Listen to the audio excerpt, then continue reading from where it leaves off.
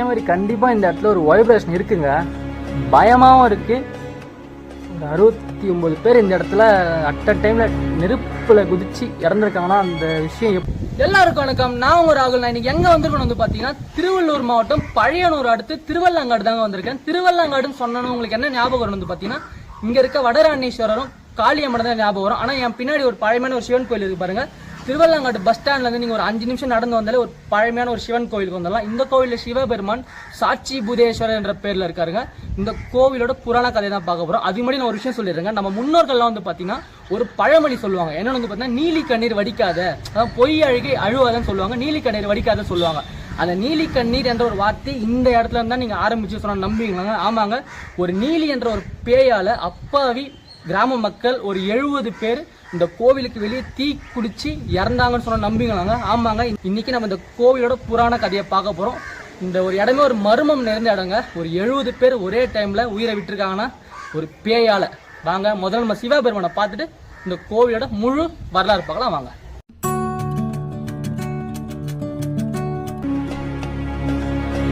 இங்க இருக்கிற சிவபெருமான சாட்சியா வச்சுதான் உங்க 70 பேரும் இறந்திருக்காங்க. அதனாலதான் இங்க சிவபெருமானுக்கு சாட்சி பூதேஸ்வரர் என்ற பேர்ல இருக்காரு.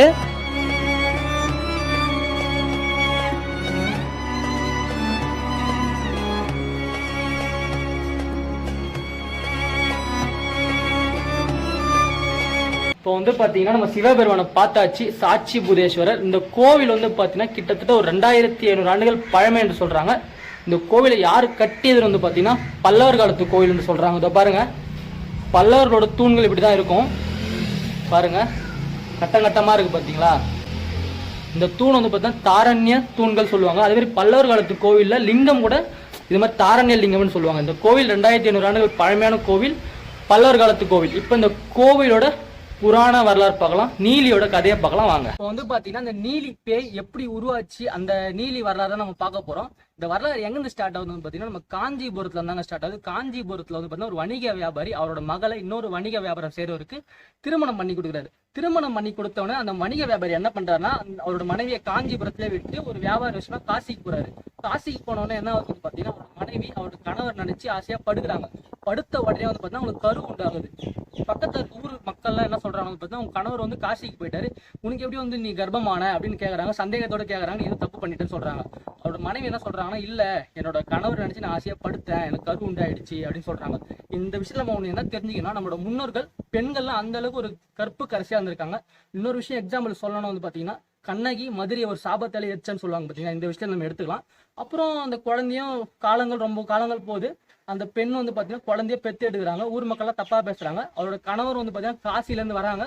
வந்தோடனே அவருக்கு ஒரு ஷாக்கா இருக்கு. ஏன்னா பாத்தீங்கன்னா கல்யாணம் ஆனோடனே காசிக்கு போயிட்டேனே, எப்படி நீ குழந்தை பெத்தன்னு கேக்குறாங்க. இல்லங்க, உங்களை நினைச்சு நான் படுத்தோடனே எனக்கு கரு உண்டாச்சு, குழந்தை பெத்துட்டேங்க அப்படி சொல்றாங்க. ஆனா அவரோட கணவர் நம்பல, நீ ஏதோ தப்பு பண்ணிட்ட, ஆனாலும் அவன் நம்ப மாட்டேன்ட்டு கோவத்துல வந்து வாக்குவாதம் வருது. அவங்களோட மனைவிக்கு ரொம்ப கஷ்டமாகுது. இவரோட கணவர் என்ன பண்றாருன்னா அவரோட மனைவியை சாகடிச்சிட்டாரு. குழந்தைய 2 பேரும் சாகடிச்சிட்டாரு.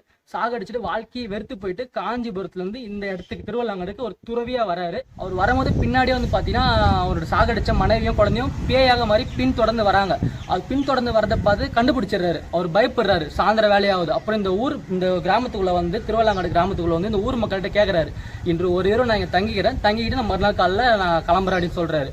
அப்போ அவர் பேசிட்டே இருக்கும். இந்த ஊர் மக்கள் 70 பேர்கிட்ட பேசிட்டு இருக்கும்போது பின்னாடி அந்த நீலி பேய் வந்து பாத்தீங்கன்னா மனித உருவமா எடுத்து அந்த குழந்தையும் ஒரு மனித உருவம் எடுத்து அந்த ஊர் மக்கள்கிட்ட சொல்லுது, இவர் என்னோட கணவர் தான், எனக்கு விட்டு வந்துட்டாரு, சேர்த்து வைங்கன்னு சொல்லுது. அப்ப அந்த வியாபாரி என்ன சொல்றாரு வந்து பாத்தீங்கன்னா இதுக்கு 2மே பேய், இது சொல்ற நம்பாதீங்க, என்ன சாவடிச்சுன்னு சொல்றாரு.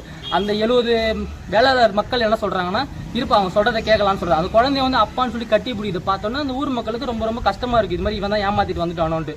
அப்ப அந்த ஊர் மக்கள் என்ன சொல்றாங்கன்னா எதா இருந்தாலும் காலைல பேசிக்கலாம்ப்பா, இன்று ஒரு இரவு நீங்க ஒரு ரூம்ல தங்குங்க, ஒரு அறையில தங்குங்க, எதா இருந்தாலும் காலைல பேசிக்கலாம் அப்படின்னு சொல்றாங்க அந்த ஊர் மக்கள் 70 பேருமே.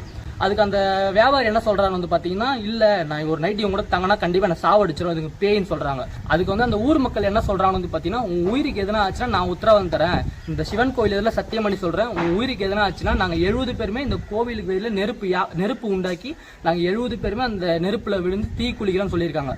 அதே மாதிரி சத்தியம் பண்ணிருக்காங்க. ஏன்னா உன் உயிருக்கு எதுவும் ஆகாது, உன் உயிருக்கு எதனா ஆச்சுன்னா இந்த சிவன் சாட்சியா நான் அந்த கோவிலுக்கு வெளியே நெருப்பு உண்டாக்கி நாங்க தற்கொலை பண்ணிக்கிறோம் சொல்லியிருக்காங்க. அதே மாதிரி நைட்டு விட்டுட்டு போயிடுறாங்க. காலைல வந்து பார்த்தா அந்த நீலி பேய் வந்து பாத்தீங்கன்னா அவரோட கணவரை வந்து சாகடிச்சுட்டு போயிட்டு இருக்கு. இது மாதிரி ஒரு பேய் வந்து ஒரு பொய் அழுகி அதை நீலி கண்ணீர் வடிச்சதை நம்பி ஒரு அப்பாவியை சாகடிச்சிட்டுமே அப்படின்னு அவங்க ரொம்ப ரொம்ப கஷ்டப்படுறாங்க.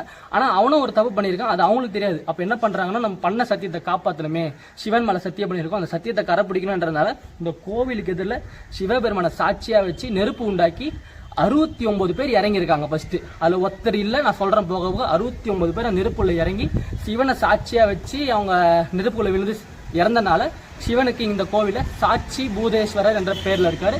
அதே மாதிரி இன்னும் ஒருத்தர் எங்க இருக்காரு வந்து பாத்தீங்கன்னா, இந்த ஊர்ல இருந்து ஒரு 3 கிலோமீட்டர் பழையனூர் கிராமத்துக்குள்ள ஏர் ஓட்டிட்டு இருக்காராம். அவர் ஏர் ஓட்டிட்டு இருக்கும்போது அவர் ஒரு ஆசிரியர் கேக்குறான். என்னன்னு வந்து கேக்குறது வந்து பாத்தீங்கன்னா, இது மாதிரி உங்க சத்தியம் வந்து நிறைவேறாம போயிடுச்சு, அங்க உங்க ஊர்ல வந்து பாத்தீங்கன்னா சிவன் கோயில நெருப்பு உண்டாக்கி 69 பேர் இறங்கிட்டாங்க நெருப்புல, நீ மட்டும் தான் இருக்குன்னு அவருக்கு வந்து கேக்குது. அப்போ அந்த ஏர் ஓட்டிட்டு இருக்க ஒருத்தர் என்ன பண்றாருன்னா, அந்த கொம்பு ஏறு கொம்பு சொல்லுவாங்களா, அந்த ஏறு குச்சியை எடுத்து தன்னோட வயிற்றுல குத்தி அவரும் அந்த இடத்துல மரணம் அடைந்ததாக சொல்றாங்க. இந்த கோவிலோட வரலாறு, சாட்சி பூதேஸ்வர சிவன் கோவிலோட வரலாறு. அதே மாதிரி நம்ம இந்த இடத்துல என்ன ஒரு விஷயம் தெரிஞ்சுக்கணும்னு வந்து பாத்தீங்கன்னா, பொய் சத்தியம் பண்ணக்கூடாது. பொய் சத்தியத்துக்கு அவ்வளோ ஒரு வேல்யூ இருக்கு. அப்புறம் வந்து பாத்தீங்கன்னா, தீர விசாரிச்சு எதாவது பண்ணணும். இந்த விஷயம் நம்ம தெரிஞ்சுக்கணும். அதே மாதிரி நீலி கண்ணீர் வடிக்காதன்ற ஒரு வார்த்தை உருவானது இந்த கோவில்ல தான். இப்போ வாங்க 69 பேர் தீ குளிச்ச அந்த இடத்த பார்க்கலாம். இங்க இருக்க சிவன் கோவிலுக்கு எதிரில் தாங்க அந்த 70 பேருமே தீயில இறங்கின இடம். வாங்க போய் பார்க்கலாம். நம்ம வந்துட்டோம்.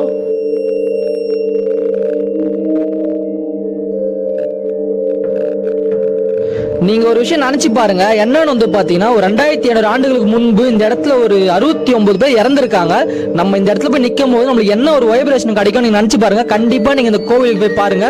இந்த இடத்துல ஒரு தனி வைப்ரேஷன் இருக்கு பாருங்க. 70 பேர் இறந்ததுக்கான அந்த கல்வெட்டு வச்சிருக்காங்க பாருங்க கீழே.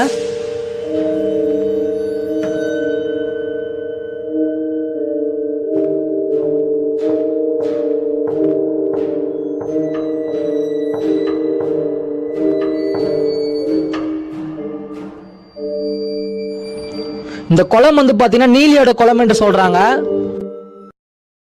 இப்போ வந்து பாத்தீங்கன்னா, நம்ம சிவன் கோவில் இருந்து ஒரு 30 மீட்டர் இருக்குங்க. இந்த இடத்துல வந்து பாத்தீங்கன்னா, இந்த குளம் வந்து பாத்தீங்கன்னா நீலியோட குளம் என்று சொல்றாங்க. இப்போ வந்து பாத்தீங்கன்னா, நம்ம சிவன் கோவில்ல இருந்து ஒரு 30 மீட்டர் இருக்குங்க. இந்த இடத்துல வந்து பாத்தீங்கன்னா, சிவபெருமான் மேல் சத்தியம் பண்ணதுக்காக, அந்த சத்தியத்தை காப்பாற்றணுன்றதுக்காக 69 பேருமே நெருப்பை உருவாக்கி அந்த நெருப்புல இறங்கி அவங்க உயிரை தியாகம் பண்ணதுக்கான இந்த இடம் தாங்க. இந்த இடத்துல தான் அந்த 69 பேர் நெருப்புல இறங்கி உயிரை விட்டாங்க. நீங்க நினைச்சு பாருங்களேன், ஒரு 2700 ஆண்டுகளுக்கு முன்பு ஒரு 69 பேர் இந்த இடத்துல இறந்திருக்காங்கன்னா, எப்படியாப்பட்ட ஒரு போர்க்களம் நிறைந்த ஒரு இடமா இருந்திருக்கலாம் நீங்க பாருங்க. அதே மாதிரி இன்னொரு விஷயம் சொல்றாங்க. என்னன்னு வந்து பாத்தீங்கன்னா, அந்த நீலி பேய் வந்து ஒரு கணவரை சாவடிச்சதுக்கு அப்புறமும் அதுக்கு கோவம் அடங்கலையாம். அதோட கையில வச்சு இந்த குழந்தைய ஒரு இடத்துல போட்டு மிதிச்சு சாகடிச்சிருக்கு. மிதிச்சு சாகடிச்சதுக்கு அப்புறம் வந்து பாத்தீங்கன்னா, அதோட கோவம் அடங்காம இந்த ஊர் மக்களை துன்புறுத்தி இருக்கு. நீ பாவம் பண்ணவங்களே நீ சாகடிச்ச, உன்னை சாகடிச்ச, நீ சாகடிச்ச, அது பதில் ஓகே நம்ம நினைச்சுக்கலாம். எந்த தப்பையும் பண்ணாதவங்க ஏன் துன்புறுத்துறன்ட்டு இந்த திருவள்ளங்காட்டில் இருக்க வடராணேஸ்வரர் கோயில் இருக்க காளியம்மன் வந்து பாத்தீங்கன்னா சொல்றாங்க, நீ வந்து உன்னை ஒருத்தனை அழிச்சான்றாக நீ அழிச்ச பதிலுக்கு, ஆனா எந்த தப்புமே பண்ணாததுனா நீ ஏன் போய் தீன்றனால காளியம்மனை வந்து கண்டிச்சிருக்காங்க. அப்புறம் என்ன ஆகுதுன்னு பார்த்தா, அந்த காளியம்மன் வந்து அந்த நீலோட ஆன்மாவை தனக்குள்ள அடைக்கிறதாக சொல்றாங்க. இப்போ வாங்க, அந்த நீலி பேயோட ஆக்ரோஷத்தால தன்னோட குழந்தையவே ஒரு இடத்துல போட்டு மிதிச்சிருக்கு. அந்த இடம் பாதசோடு இருக்குன்றாங்க. அந்த இடத்துல போய் நம்ம பார்த்துட்டு இந்த வீடியோவை என் பண்ணிக்கலாம். இதாங்க இந்த கோவிலோட வரலாறு. ஒரு நீலி பேயோட ஒரு பொய் அழுகியால ஒரு 70 பேர் மரணம் அடைந்த ஒரு இடம். நீங்க கண்டிப்பா வந்து பாருங்க, திருவள்ளாங்காட்டுல இருந்து ஒரு பஸ் ஸ்டாண்ட்ல இருந்து ஒரு 5 நிமிஷம் நீங்க நடந்து வந்துடலாம். நீங்க இந்த மாதிரி வீடியோஸ் நம்ம சேனல்ல நிறைய இருக்குங்க. உங்களுக்கு ரொம்ப ரொம்ப கண்டிப்பா நீங்களே போய் லைவா பாக்குற மாதிரி பிடிக்கும். நீங்க என்ன சேனலை புதுசா பார்த்தீங்கன்னா மறக்காம சப்ஸ்கிரைப் பண்ணுங்க. இந்த மாதிரி வீடியோஸ் நம்ம சேனல்ல நிறைய இருக்கு. அதே மாதிரி நீங்க என்ன நம்ம சேனலுக்கு ஹெல்ப் பண்ண விருப்பப்பட்டீங்கன்னா டிஸ்கிரிப்ஷன்ல கூகுள் பே நம்பர் கொடுத்துருங்க. அது மூலமா நீங்க ஹெல்ப் பண்ணலாம். அதே மாதிரி இன்னொரு விஷயம் சொல்லணும், இந்த இடத்துல அந்த நெருப்பு வந்து அவங்க இறந்ததுக்கு அப்புறம் எரிஞ்சிட்டே இருக்கான். அந்த நெருப்பு அணையாம இருக்குன்னு கேள்விப்பட்டு மூவேந்தர்களும் இந்த இடத்துல வந்து பார்த்திருக்காங்க. சேர, சோழ, பாண்டியர்கள் 3 பேருமே இந்த இடத்துல வந்து பார்த்ததாக ஒரு கதை சொல்றாங்க. ஒரு புராண கதை இருக்கு. வாங்க நம்ம வந்து அந்த பாதசோட பார்க்கலாம். நம்ம வந்துட்டங்க நீலியோட பாதசோடு கிட்ட. நீலி தன் குழந்தையை காலால் மிதித்து கொன்ற இடம் நீலியோட பாதசோடு. உங்களுக்கு ஒரு டவுட் வரலாம், நீலிய பேயின்றியப்ப இங்க சாமி மாதிரி கும்பிடுறாங்களேன்ட்டு. இந்த ஊர்ல வந்து பாத்தீங்கன்னா சில பேர் நீலிய கடவுளா பாக்குறாங்க. அதிகபட்ச மக்கள் நீலி என்ன பேயா பார்த்து பயப்படுறாங்க. நீங்க கண்டிப்பா இந்த கோவில் போய் பாருங்க. ஒரு அமானுஷ்யம் நிறைந்த ஒரு இடம். உங்களுக்கு ரொம்ப ரொம்ப பிடிக்கும். கண்டிப்பா போய் பாருங்க, மிஸ் பண்றாதீங்க.